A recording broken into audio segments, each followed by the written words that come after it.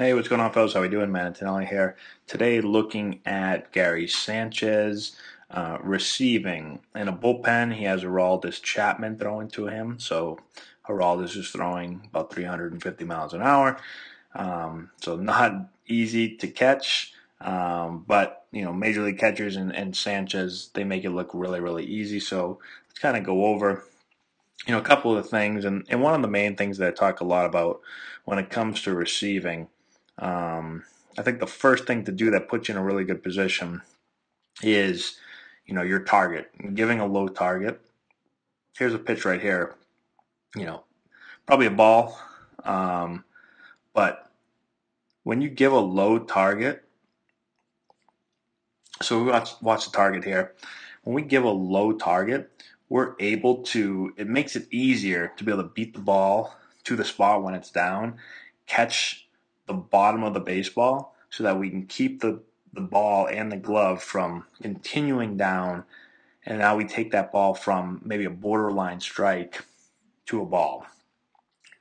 One of the biggest things when it comes to receiving is not so much that you're going to make balls look like strikes, but you're going to keep strikes, and you're going to make balls that are on the borderline, those strike balls that could go either way.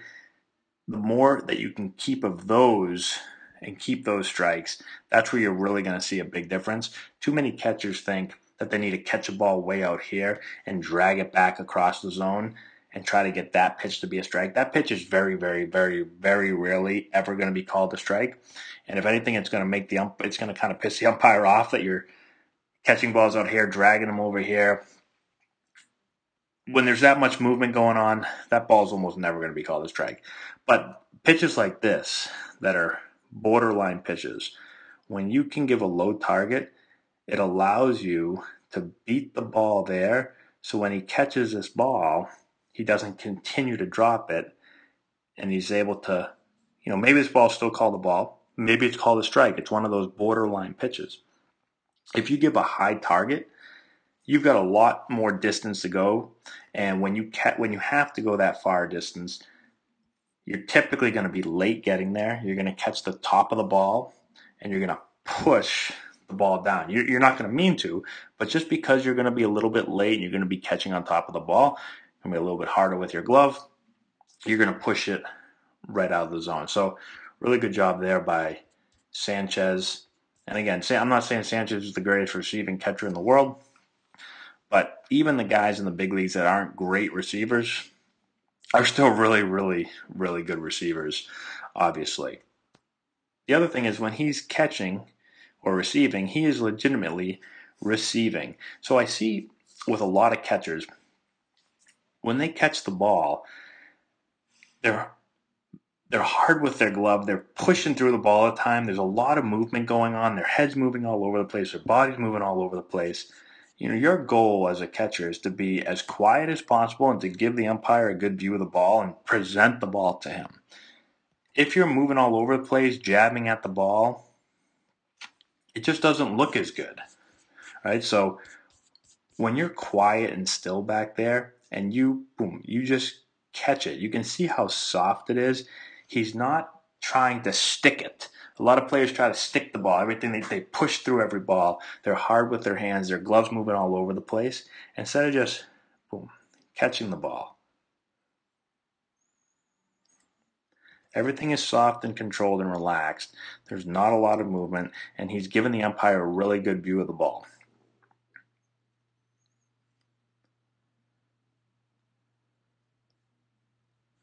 Again, really tough pitch right here. Just receive it. Nice and quiet.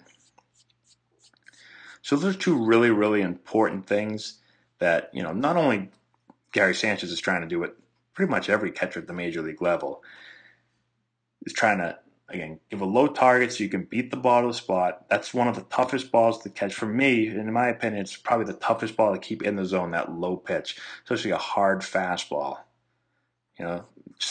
Chapman throwing 103 miles an hour, whatever it is in the game.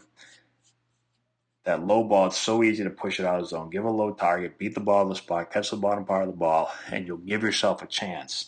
Again, you're trying to make strikes be strikes, not trying to make balls be strikes. You're trying to get those borderline calls to go your way. You get enough of those, those can really flip at bats and really, help your team. And then it's receiving the ball. Be a quiet body. Don't be moving all over the place. Don't stab at the ball or try to, stick the ball. Just receive it. Give the umpire a good view. Catch the ball and get it back to the pitcher. So hopefully those tips help you guys out. Let me know if you have any questions in the comment section below. Subscribe to the channel if you're not done so already. Give us a thumbs up and share the video with all of your friends. Also, check out our Instagram page, Antonelli Baseball, our Twitter feed, Antonelli9, where I'm posting videos all the time for you guys. If you're a catcher, there's a ton of catching instructional stuff on there, as well as every other position. Check out our description box below. We've got a bunch of links to books and training tools we use with all of our players. We also have a link to Plate Grape. We got a 50% deal going on with them. So just type in Antonelli in the coupon section of the website. When you click on that link, get 50% off your first Plate Grape. Check out our website, AntonelliBaseball.com, where you can find out how to be part of our team and also work with our staff. And that's all I got for you guys. Thank you again so much. I appreciate it, and we'll talk to you later.